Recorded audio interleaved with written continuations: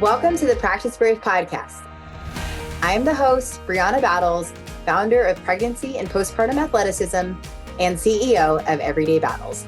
I'm a career strength and conditioning coach, entrepreneur, mom of 2 wild little boys, and a lifelong athlete. I believe that athleticism does not end when motherhood begins, and this podcast is dedicated to coaching you by providing meaningful conversations, insights, and interview topics related to fitness, mindset, parenting, and of course, all the nuances of pregnancy and postpartum.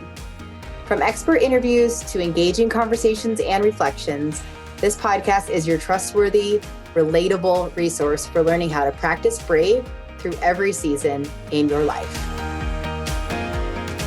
Hey everyone, welcome back to the Practice Brave podcast. Today I am here with my new friend, Kristi O'Connell. We connected maybe like a month ago because she moved to Idaho, and I don't even really remember how we got in the DMs, but it was really exciting to know that you're here as a fellow fitness and business woman.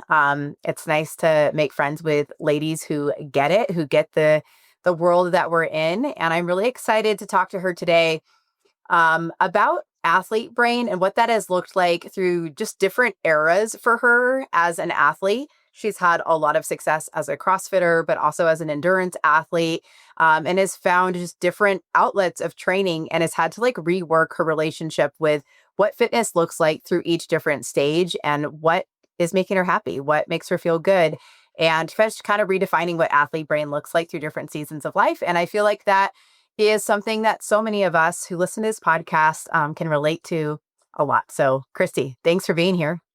Thank you so much for having me. It's been so much fun to connect. I know. I love that. Like we just like sat and got coffee and ended up like yapping for 2 hours. And I was like, okay, we have so much in common. And like, also we feel special, but like, we're not special because so many different women can relate to like our, I don't know, just like our like life trajectory, our sport and fitness and athlete trajectory. So give us a little bit of background on what yours is. Yeah, so I've been in sports my entire life. So I was a swimmer and I went on to swim D1 in college. And that was very demanding. I loved all of it, but it taught me a lot. After swimming, I got out of college and I was actually working at a Big Four accounting firm. So I majored in accounting and I was miserable. So I felt like my fitness was declining. I've just been an athlete my entire life. And then losing, my confidence in my body and just all these things that come along with being that athlete and training really hard. And then now just kind of having to figure that out for yourself. And so I was always interested in that. So I ended up starting CrossFit. And so to keep me fit, my 1 hour high intensity before I'd go in and audit all day. And it at least gave me like my fix. And then I ended up being miserable in accounting and quitting that and pursuing CrossFit. And so I quit my job. I started working, took on 2 jobs, started opening at 5 a.m. on Starbucks and then working at a gym in the PM and then trying to train in between. And I slowly got better and better and better at CrossFit and just fell in love with it in the process. And I felt like there was so much there that I had to offer and that I also just loved. And so I followed that. So I ended up qualifying for 7 CrossFit Games. And then after I got out of CrossFit, I didn't retire, quote unquote, because I felt beat up or like I couldn't do it. I just didn't have the love for the sport anymore. And I wanted to challenge myself in different ways. And I had 2 specific goals. So I ran marathons after swimming prior to CrossFit, and I wanted to try to break 3 hours. And so coming off CrossFit, I felt like, okay, if I have the fitness, like if I switch into some more running, like I could do this. I'm stronger now. I'd be curious to see how this goes. So I switched into endurance world with some marathons and triathlons. And so that's kind of just been the evolution of my sport background. Yeah. And they are all similar beasts, right? Like coming from D1 in that demand to then running to fill that almost like void, where you're like, well, like now what? This part of my like fitness is done. So how do I fill that? We talked about how like you're so used to training for like, say, 3 hours a day in college. And then after you're like, well, if I'm not working out for 3 hours a day, obviously I'm going to get fat and I am not athletic and I am not fit anymore. So then you try to like, it's like that replacement therapy where now I'm going to run. Well, that's not intense enough. Now I'm going to do CrossFit. Okay. Well, now I'm kind of burned out on CrossFit. So I'm going to go back to like endurance, but let's sprinkle in like triathlon. So it's a little bit different and it's a new challenge. And it's like we keep That's like such a perfect example, I think, of the iterations that athlete brain takes on. I can also make fun of myself with that. So like, it's not, this is so many of us that go from sport to a different variation of a sport. And it just like sucks you in, like it totally pulls you in to fill, that little bit of a void. Yeah. And I think the other piece that goes along with that, we kind of talked about too, is in the era that we grew up in, like how your eating is tied to all of that. So when I was an athlete, like I knew I needed to fuel, but learning to eat. And so then you get out of that and now I'm sitting at my desk, but I want to go run. And then it's like, well, should I just run longer? How much should I eat? Like just trying to balance everything. It's like in your brain, it just becomes so complex. And those are all these different layers that I didn't realize until kind of I just wanted to look, be fit, healthy, and happy and feel the Right. best in my body and have energy for my day and my business and all of these other things. But it's like there was so much noise going on with the athlete brain. Yeah, absolutely. And like I said, athlete brain serves us so well. And there's a point of almost like diminishing returns if you don't learn how to leverage it at different points in times. So can you talk to me about like your CrossFit era and what that was like, and like when you were doing it, when you were having the most fun, and then when things started to change for you, when like your love and your passion for it just wasn't as much? Yeah, CrossFit, it's super interesting. So I started to be part of a community. So I missed my team from swimming. I missed my girls. I missed the locker room. Like I missed everything about that. Like nobody tells you like when that ends your senior year, you still have Right. those friendships, but it's different. It's not like you're Hmm. working hard in practice together and you're showing up and you have this accountability. It's like you have your friendships, but there's no one now telling you you have to do it. Like when you're there on this team, like you have to show up. And Right. so it's like hopefully those values were instilled in you, which they were. And I ended up joining that CrossFit gym, and I started it for community. I started it to work hard with people again and to have a class to show up to and to kind of honestly have somebody tell me what to do in a sense, because I was going to the gym after I graduated and I felt like I was just kind of like in the gym for hours, but never feeling Right. like I got the same workout that I got when I was the D1 athlete and I was in the gym for hours. It's like I was a little bit lost and I was like, okay, there has to be more to this. And so joining CrossFit. And then from there, I loved it. We had such a great group. The community, which is what brought me into it, was the most incredible thing. Is like I drank the Kool-Aid. Everything, like we were doing local competitions, hanging out with people like weekends. It's like I was constantly like opening my app to see what the next workout of the day was because it was released at 8 or 9 o'clock at night, and I'd be laying in bed and I'd be so excited to see what I was doing the next morning. And then I slowly got better and I got into competition, and that was really fun also. So my husband, he actually was competing and he was pretty good. He was doing all the regionals and everything. So I was like, oh, if I get better at this, I can just go do this with him and this can be our fun weekends. And then I also get to work out too. So that's really how I got into it. And so him and I would just go around and do local competitions. He would compete, I would compete.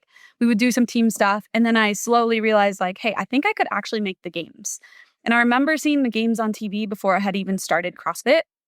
And I was like, wow, how cool would that be? Like that would just be really cool. I didn't tell anybody but him because it was like kind of a far-fetched belief.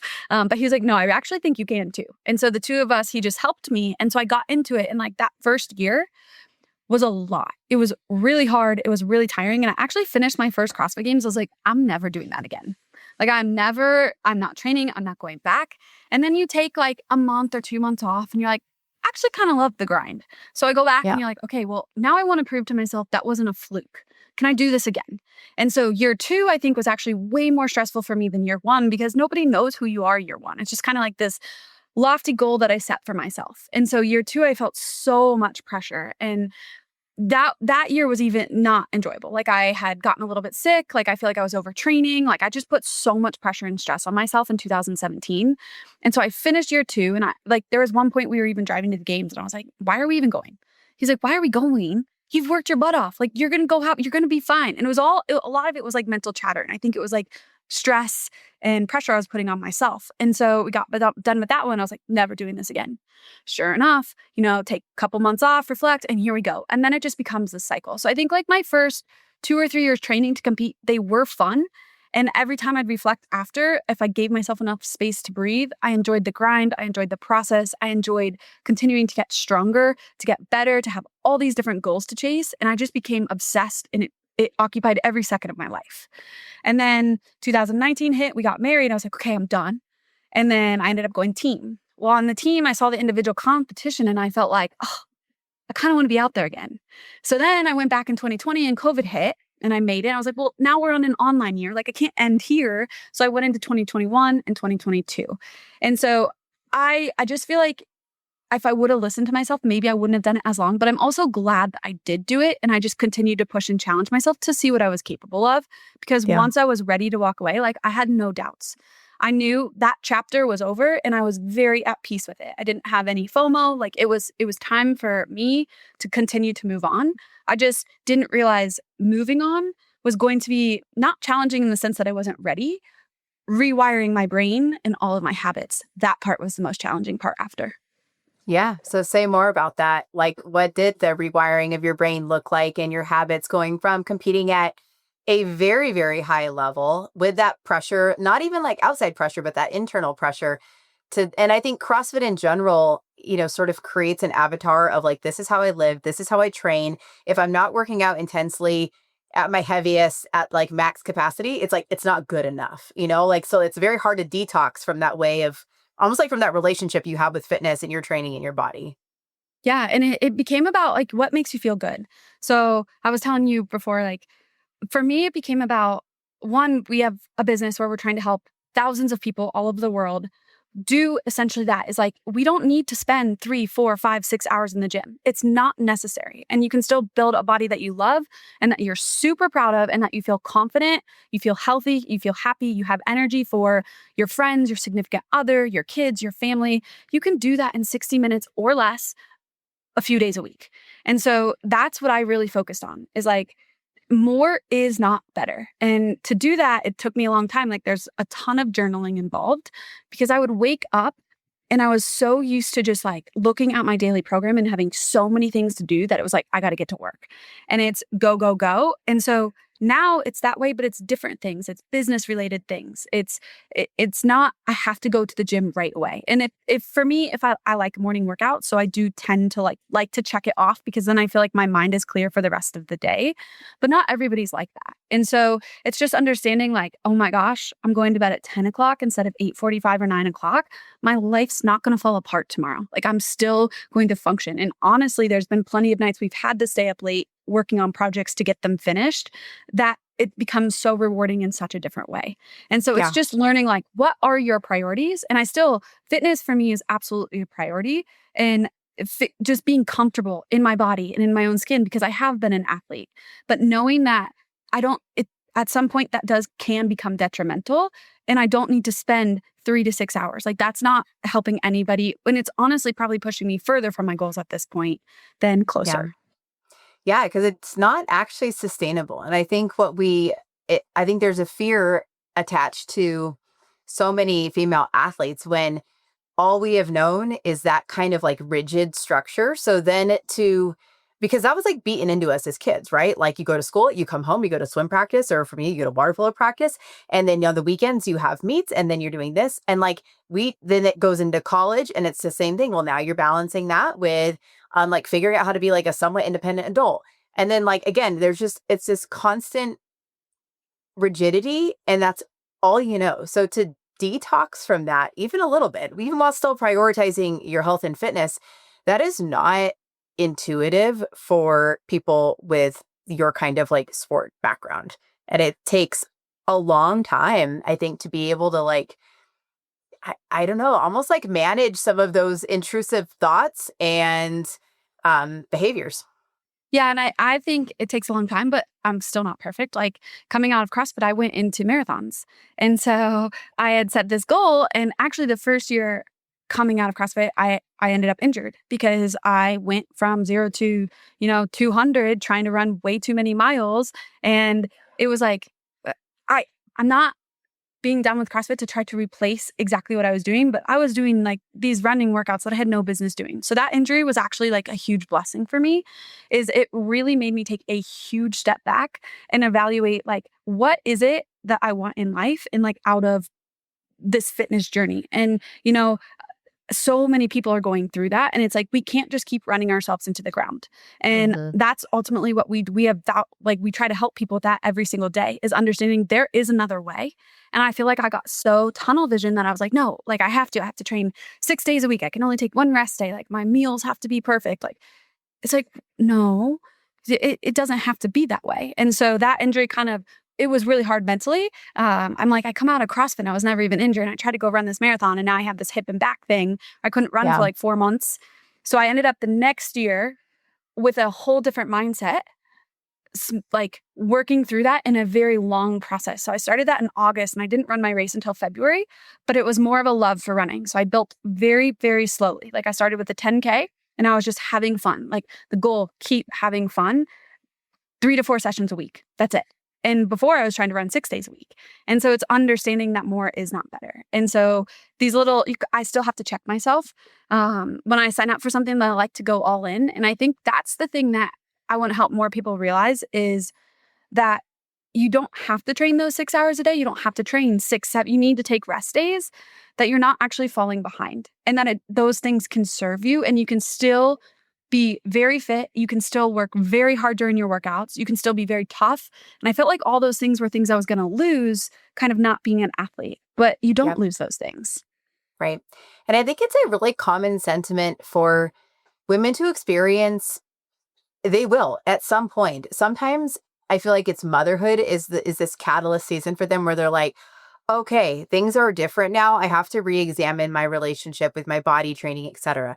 For others, it can be a sickness or an injury where there's some sort of like significant setback, or even just like life event where you're like, okay, I can't train and participate in fitness and like be this rigid with my beliefs and my body like I always have been, because it is no longer serving me. It is only hurting me. And that is an awakening that I feel happens. I mean, it just does. It happens to every woman at some point in time. Every female athlete who has been training like you have trained, even if it's not like this high level, if just like that rigidity to that thinking and that approach, it is something they will experience at some point in time. It's just a matter of when.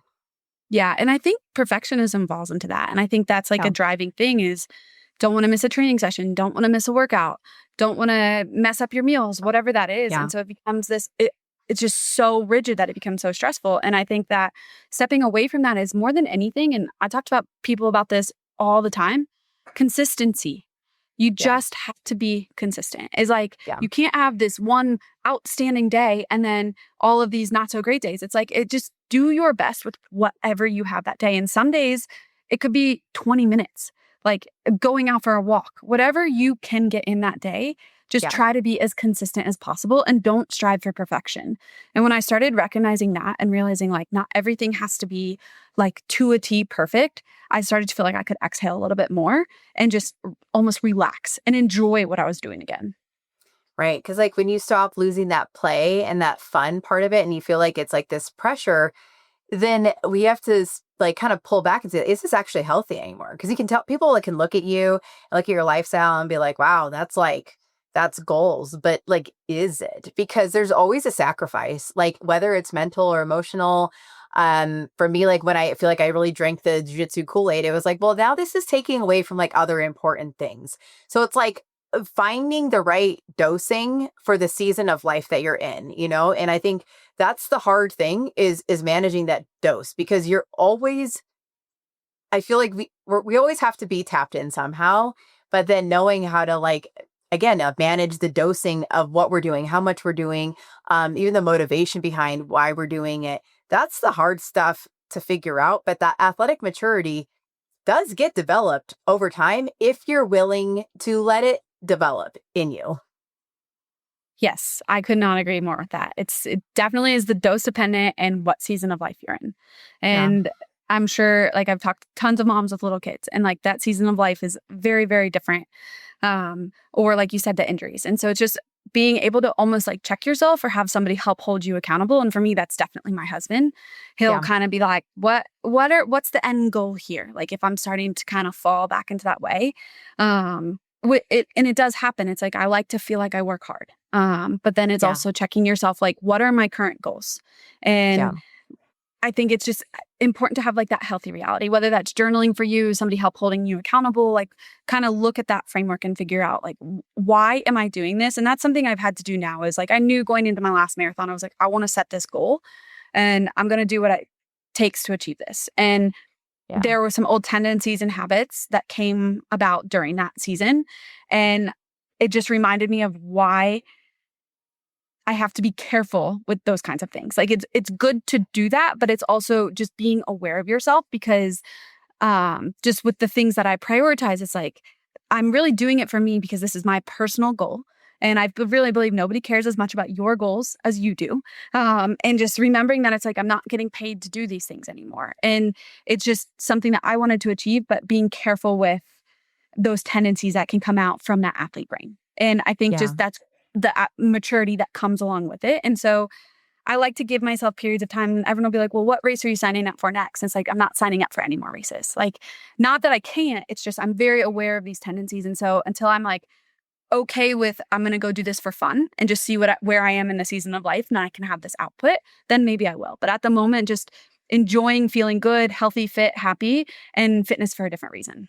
Yeah, I love that. And, I think a lot of times when we attach our identity so much to like what we do or what we look like, it is so self-sabotaging, but it's justified because, well, I'm healthy or I'm an athlete. I've always been an athlete. And it's like, but finding that identity of like who you are outside of what you do and what you look like it's almost like this looming existential crisis that we will all face.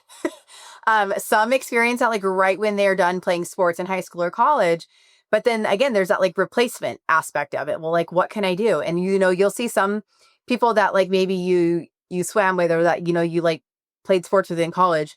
If they don't replace it, it almost goes to something that's not as healthy.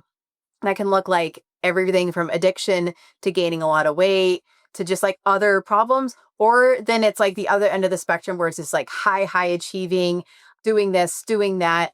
And again, I think there's just like this middle ground. And obviously I know where you and I fell into that camp, but you start to see just there are different stages of life. Like if you don't pull back and say like, I'm actually, like I tell myself, if I couldn't ever do jujitsu again tomorrow, would I be okay? Like, would I actually be okay? Yeah, I would be sad, but like I have a very fulfilling life away from jujitsu. And that needs to be said for CrossFit, for running, for all of these other things that we pursue as our life expands, as our life gets bigger, as we grow as people. We should be okay if we don't get to do that ever again. Like still be okay and be able to find happiness and joy in other things and not just in this one activity or one expression of physical output. I think that is such a great question to ask yourself. And that is definitely something. Mine is always like, is the sun going to come up tomorrow? Like, is this really affecting me so much that I feel like my life is just about to end? And that was something I experienced back in CrossFit when I didn't make it through a qualifier. And I felt like I didn't know who I was. I didn't know what other things I like to do. Like everything had been CrossFit, CrossFit, CrossFit, CrossFit. And I remember walking into the gym because at the time we owned it. And I literally cried when I saw our 9:15 class because they talked to me like I was just their normal coach. Like they didn't care if I made it or not. They could have cared less. And I'll never forget someone being like, hey, don't forget, like the sun still comes up tomorrow. Like I know this was important to you and we're here for you, but like we like you for you. And I had to like take a step back to look in the mirror and just be like, what do I even like? I felt like I had just become so obsessed and I don't ever want to go down that rabbit hole again to where it's just completely taking over my life. And I think that's a great way to say is like, if I didn't have this tomorrow, would I be okay? Yes, there's other things that are fulfilling in life. And I honestly don't even think I was not aware of it. I had no clue how entangled the identity was. And then I just remember coming home from coaching that class just crying because I was like, they still like me. And Patrick was like, that's my husband. He's like, what do you mean they still like you? Like of course, like you're helping them. You're their coach. Like I know so much about their families and their kids and like all these. He's like, they don't like you just because you make it to the CrossFit Games. Yeah. But I just felt like I couldn't even show my face the next day. Like I was so embarrassed. And I felt like I didn't know who I was. And so that's definitely a lesson that I think it can be really hard. You don't even realize when you're wrapped up in that. But having these questions to ask yourself and to journal about and stop and check in are super, super healthy as you progress and grow and mature throughout life. Yeah, I think that's a really important story. And I'm glad that you shared that, because I think when you are almost like, whether you intend to be on a pedestal or not, like if you're in a leadership position and there's more eyes on you, there's like the self pressure is a lot, but then we just sort of assume that it's like, well, if I fail publicly, then I'm going to let people down, or that's embarrassing, or maybe and now I'm not as good of a coach, or I'm not as good of as an athlete as I thought I was because of this one performance or because of this outcome or whatever. And like, I think the sign of a really good coach is like getting in the arena and not having things go your way. And like, that's relatable because not everyone is going to be winning all the time. Not everyone's going to make it to the games. It's more of like, does their lifestyle reflect what I admire? Like, and that's what I've been trying to look to in business and in coaching, in like opening our own jujitsu gym, is like, when I look at people, do I actually give a shit about how much they have won or how successful they've been as a coach or how much money they make in their business? No, no, no. What I'm looking at is their lifestyle. Do I align with their lifestyle in who they are and how they act and how they get to live? Like, that's what's admirable. And I think it's really easy to lose sight of that when we're caught up in like performance Yeah. metrics, kind of, Oh, absolutely. That was a perfect example. Is like helping them lose the 10 pounds that they want to lose, helping them get stronger, helping them overcome their fear of joining a gym, just being there for them in so many different ways and changing their lives. Like the amount of stories that we had, when people would come in and lose 30 pounds, or they would go get their blood work done at their doctor and they would come back and they're like, the only thing that I've changed is I've joined this gym. And so those are the things that I remember and that continue to drive me daily. And those are the things that matter. Not, like you said, how much did I have on the bar when I squat clean the other day? That, for me, maybe I care, but nobody else really cares about that. It does not matter. It's like helping people achieve their goals and change their lives to live a better life. And that is the fulfilling aspect. And that's Yeah. kind of like, that honestly is why I started in the first place. Is so when I quit my accounting job, like I wanted to help coach. Like I always wanted to be in exercise science and kinesiology and personal training. And my mom was like, no, like, and my parents, both of them, like they wanted me to go the business route. Like they felt like that was the better route and safer. And I appreciate them so much looking out for me and wanting that. But just, sitting in that office, I'm like, I'm not where my passion is. I'm not where I'm being called. This does not make any sense for me. And so taking that leap and quitting and then helping someone start a gym and getting to be on the floor with people and change their lives, that is what pushed me every single day to continue pushing my own athletic career. So it's like they kind of came up together, and to be able to go back to that. And so the first year I made the games was the first year we had our gym, and the love, support, and the community, like to me, it's all like combined, right? And I kind of got lost along the way, and then they pulled me back. And I couldn't be more grateful for that. Is lost in, my own world and being in the corner. And it's like, that's not why I started in this in the first place, but they supported me no matter what. And they were always there for me to lean on. And when I was on the floor coaching them or helping them, it's like, that was my priority. It was not anything about me. And so I was just so grateful to have all of them, they just kind of pulled me back in as, that love and that fire started to burn out for my own athletic career. Absolutely. And so that, kind of led into what we do now. And so now you've done some endurance races since finishing like your CrossFit era. And what does training look like for you now? Yeah, that's a great question. So I think I just got asked this last weekend when I was down at the half marathon. They're like, so like, how many hours a day do you train? Like, do you train 3 hours a day? No. I train about 60 minutes a day. If I throw on an easy run, maybe in the morning or the evening, and it's like something super, super easy, it might go up to 80 or 90 minutes because I'll typically go like 60 minutes in the gym and then maybe 30 minutes if I'm doing that on top of it. But typically I spread those apart. So I do like my gym sessions one day and then I do like my interval run workout the next day. So I'm not doubling up. So I can get most of my workouts done in 60 minutes or less. And I still take one full rest day and one active recovery day. So it's like, for me, that's 5 days a week is the goal. Typically 3 to 4 lifting sessions and then 2 to 3 runs, give or take on like, am I more of a running base or am I more of a lifting base? And that's kind of where I'm at right now. So Yeah. it just, yeah, those can kind of fluctuate if I'm heavier on the gym side or heavier on the run side. Because I like to try to balance both the best that I can. I just think weightlifting is one of the best things females can do. And I think that one, self-esteem, your confidence, it feels good to be strong. And then obviously everything we know about as we age and how we lose muscle mass, getting ahead of that. And so weightlifting for me is definitely a priority. And I used to be the cardio rabbit. So even though I'm still in endurance, I prioritize weightlifting so much. And it's for my mental clarity, for my physical health, for everything. Yeah. And I look back and I was like, just with swimming and then getting into marathons, I would be the one that's I'm just going to run. Like, I'm not going to lift. I'm not going to lift. And CrossFit, I have so much to thank for opening my eyes to how beneficial resistance training can be.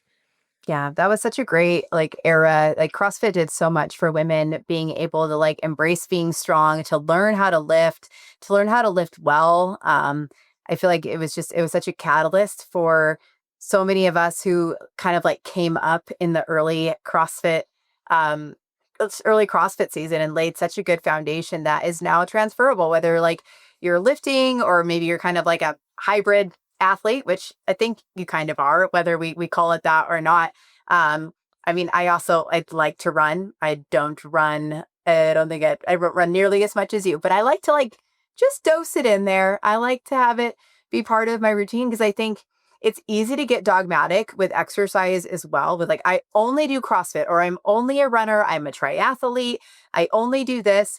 And I think another element of freedom and creativity and fitness as we age is saying there's room for all of it, honestly. You can lift, you can run, you can go to dance, you can do jujitsu. You don't have to fall into one camp.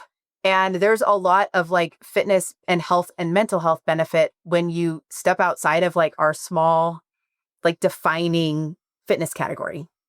Yeah, it's interesting you bring that up because there's a long time I'm a CrossFitter. What do you do? I'm a CrossFitter. And I'm grateful for that time. But then it's I came out of that and I started running and I was still strength training. But I was I'm not going to call myself a runner, but I wouldn't say I'm a CrossFitter anymore. And I still, I really, I guess you could call it hybrid, but I don't even use that term because it is. It's I don't want to kind of pigeon myself into one thing. But what I do is doing it all. I believe you should be able to run a mile, right? You should be able, your body, where humans were meant to move, walk, jog, maybe knees, ankles, things, hips. Maybe we can't run anymore as the impact is a little bit more challenging. We could walk, right? And so I believe you should be able to move. And then the weightlifting aspect as well. I think that it's good to challenge yourself. So I don't push. And I think we talked about this last time. I want to keep training because I love it and I know how good it makes me feel and I know how good it is for my physical and my mental health, that I don't see the need to push these high risk lifts or these 1RMs anymore. And I think that's really important for people to recognize. And you can still track your progress and you are still getting stronger. But I like to weigh the risk versus reward, especially at my age. I'm 36 years old and I know what an injury does. I know what it does to my mental health. I know what it does to my, how I feel throughout the day, my productivity with work, everything tanks when I've become injured. And we do get injured and we have to work around those things, but we can train smartly. We can make sure that we are not, just taking on unnecessary risk for no reason, where we can still get benefits. So I keep my lifts more the 3 to 8 rep range for my primary lifts. And I feel really good there and I can track. My 5s are getting stronger weekly. I know I'm getting stronger without having to work up to that 1RM. I don't do as much Olympic weightlifting anymore. It's I do love a clean. I love a snatch. They're extremely technical. And with my goals, feeling good, being proud of, my body and who I am and just being confident in it, those lifts necessarily aren't the most productive for me to get there if I have 45 to 60 minutes in a day. And so it's kind of evaluating all of that and understanding kind of how to put all that into practice too. And I think when people can start to do that, they can really start to thrive in the gym and they can feel really, really good, especially if you're coming from having the athlete brain. It's okay to make these changes at different seasons of life. Right. And I think we hear so much around women gotta lift heavy. And I'm bro, just because maybe you're not lifting 350 pounds like you did 5 years ago doesn't mean you're still not lifting heavy at 225 or at 205. That is still heavy compared to against gravity. That is still a heavy load. You're still being challenged from a neuromuscular standpoint. And so we really have to like, again, get outside of like these rigid definitions of what heavy enough or strong enough or fit enough looks like, or just because you were able to run a 7-minute mile prior doesn't mean that like your 9-minute where you're doing it well and consistently and you can hold that pace isn't good. That's still good. That's still being in the game and staying in the game. As your life, your body, your training intensity, volume, duration, all those things like better mold to fit the life that you're in right now, not the life that you were living prior. It's still beneficial. And I think for like the athlete brains out there, it's like, if I'm not close to what I was, then I suck now, or I'm not as strong, or this isn't as good. And then they would say, well, it's just because I'm getting older. And it's like, or maybe like you're just getting smarter with your training. And I think for you and I both, like this version of us could kick like the 26-year-old version's ass, right? Because we're so much better and so much smarter in our training now. And it's a gift to experience that. It's a gift to experience the freedom that comes from, I don't know, just giving yourself a little bit of like grace and what you define as being strong enough, fast enough, fit enough. Yeah, I think that's, it's grace, and it's just evolving and letting yourself evolve. And I think that's not keeping yourself stuck, because we're not the same person that we were 10 years ago. Our lives look completely different. And I think that's important to recognize as well. Like, I don't have the entire day to just go recover and, take naps and somebody doing my laundry and making my food. And, it's like all of those things that compile and compound. And we used to have those conversations with people in the gym all the time. It's people who are ex-athletes. They're like, oh, I was a college athlete, or I was a high school athlete. And it's once they can make that mindset shift, it's almost like they unlock like this new level for themselves. And it's like the enjoyment can come back. And so it's just not, it's the comparison really is the thief of joy. And it's like understanding that you're just in that different season of life. And it can be much easier said than done, but just constantly checking in with yourself and recognizing those patterns and tendencies. Oh, I get that. I know, like, obviously I work with a lot of moms, and I think for them, it's like sometimes motherhood gets blamed. But what I want you guys to hear from this is like, yes, motherhood can absolutely be a catalyst, but I feel as if this is a canon event for women in general, for female athletes in general. Whether you are a mom or not, there will come a point in your life where what you were doing before no longer serves you. And again, sometimes like motherhood is the thing that gets blamed, or perimenopause is the thing that gets blamed. But there will be something. And usually, like, again, you can't avoid it. It is just this canon event that forces you to reevaluate your relationship with training, your relationship with your body, your athlete brain, and a lot of your belief systems. And oftentimes that comes from getting humbled in a way. We don't always opt into that on our own, but it is something that if you're willing to like let it teach you what you need to learn, Yeah. And I think maybe it's like looking back. So it's easier for me to have this conversation with you than if I would have 2 years ago, fresh out of the CrossFit Games and still trying to chase these marathons. And it's that involvement that you can exhale and you're like, okay, like, there's hard days, and it's just understanding that every day is not perfect. But for me, journaling is a huge one. I also do 5 to 10 minutes of meditation and breath work when I wake up, and I'll get up earlier if I know that we have a really busy day. And it's for me, that's just 5 minutes to center myself and to ground and to recognize that like I feel like I came from high achieving, high cortisol, and like I still want all of those things, but it just brings me down just a second. And it's like kind of 5 minutes for myself. And so it's finding these things that can help you or give you tools to as you're growing and you're changing and you're evolving. And it's like, if you would have told me I was 2 years ago, I'd have been like, no way. Like there's just no way. Like I have to do this, this, and this. And it's fun to look back on that process, but it's not easy while you're in it. And it's very uncomfortable, but that's when you grow. And that's what I always remind myself. And that was part of us moving to Idaho as well. And I'm so grateful I got to meet you is, it's a catalyst for change. If you're stagnant, like change isn't comfortable, but you have to go through it to grow. And I just constantly, that's something that I keep to myself, like whatever season, whether it's sport, athlete brain, the moms that you work with, is just remember like you can get through it, and you will. And hopefully one day you'll look back and be like, okay, that was just that growth that was happening. Oh, absolutely. And, so much growth comes from just like changing your environment. Sometimes that might mean moving states. Other times that might mean like just changing your training environment and just doing something a little bit different. Like I recently started going to like a a real gym, like where there's like machines and stuff. And I was like, dang, I kind of like this. Like, I really like kind of broing out here a little bit. This has made like my training routine fun again. And so, yeah, just changing that environment, changing the stimulus, it will make you a much more well-rounded athlete, and you can still get your fix that way. So tell me a little bit more about like where people can find you, learn more about the program you do. I know you've talked about that throughout, and it seems like it's a great place for those to land who want to train but need it to like fit their life well and just be like really well-rounded. So tell us a little bit more about that. Yeah. So IBEX Training is my husband Patrick and I's business. We have an online fitness app, and it's, we coached in a gym for 10 years. We've worked with people for 10 years, and we took a lot of the things that we learned from that. And then we've evolved the app to hit different styles of fitness. So, there's more of the hypertrophy focus for people who want a little bit more of that style, the quote unquote hybrid, similar to what I was kind of explaining with the couple days of running paired with the couple full body days. We do have like that CrossFit style, which a lot of our military people love, with the high intensity workouts to prepare them for their jobs. And so there's a bunch of different programs on there, but really our goal is to help people understand kind of, hopefully coming from where I have with the athlete brain and thinking you have to spend hours on hours on hours on and in the gym, that you don't need to. And you can still get really great results, feel really proud of your body, feel really confident in your body, and feel the best you've ever felt with these programs. And so that's really what we do. And so we love doing that. You can find us. It's called IBEX Training. It's online, the App Store, and then also our Instagram handle. And then my Instagram is Kristi O'Connell _. I just changed it from my maiden name, which took me like 7 or 8 years to change. So now I have to remember what it is. But yeah, it's Kristi O'Connell. So you can find me on Instagram. And then we also have a YouTube channel with a lot of teaching nutrition videos. It all goes hand in hand to help you reach your goals. And that is Kristi O'Connell as well.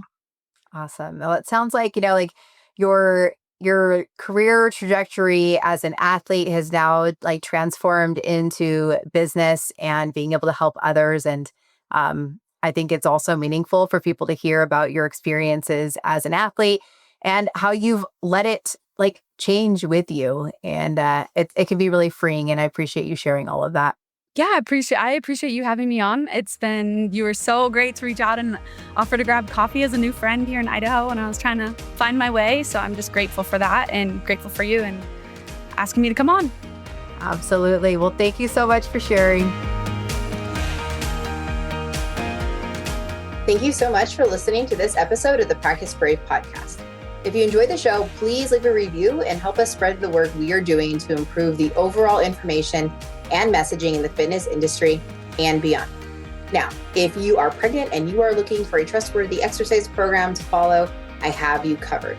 The Pregnant Athlete Training Program is a well-rounded program for pregnancy with workouts for each week that are appropriate for your changing body.